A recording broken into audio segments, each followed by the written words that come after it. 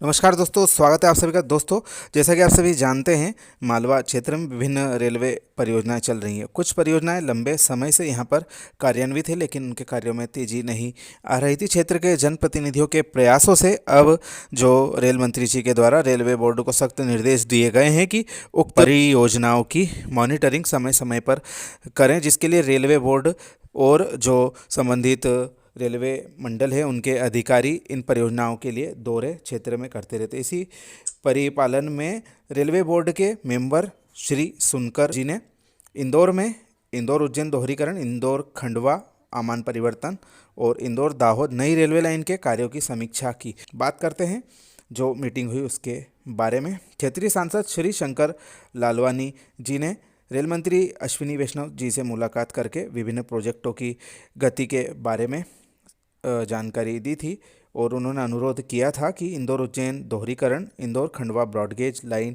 आमान परिवर्तन का जो कार्य चल रहा है, वहीं इंदौर दाहोद नई लाइन के कार्य के बारे में चर्चा की थी। साथ ही इंदौर रेलवे स्टेशन के रीडेवलपमेंट प्रोजेक्ट में हो रही देरी के बारे में भी जिक्र किया था, जिस पर रेल मंत्री जी के द्वारा रेलवे के वरिष्ठ अधिकारियों को इंदौर का दौरा करने के निर्देश दिए थे। इसी परिपालन में पूर्व में रेलवे के अन्य अधिकारियों के द्वारा दौरा किया गया था और अब श्री RN सुनकर साहब, जो रेलवे बोर्ड मेंबर इंफ्रास्ट्रक्चर है, उन्होंने रेलवे के विभिन्न सिविल इंजीनियरिंग कार्यों के हेड तथा रतलाम डिवीज़न के अधिकारियों के साथ में सांसद जी के साथ मुलाकात की और इंदौर रेलवे स्टेशन का दौरा किया। स्क्रीन पर आप देख रहे हैं इंदौर से रतलाम लौटते समय बड़नगर में उनका स्वागत गणमान्य नागरिकों के द्वारा बड़नगर स्टेशन पर किया गया, उसका नज़ारा। इन्होंने जो विभिन्न निर्माण कार्य चल रहे हैं उनका भी निरीक्षण किया। साथ ही जो कार्य में दिक्कतें आ रही हैं उनको दूर करने के निर्देश संबंधित अधिकारियों को दिए गए। साथ ही आने वाले समय में उम्मीद जताई जा रही है जो विभिन्न कार्य चल रहे हैं उनकी गति में और तेज़ी देखने को मिलेगी। साथ ही जो विभिन्न सेक्शन हैं जिनका लक्ष्य निर्धारित किया गया है वह समय से पूरे हों, इस ओर भी रेलवे विभाग काफ़ी कार्य कर रहा है।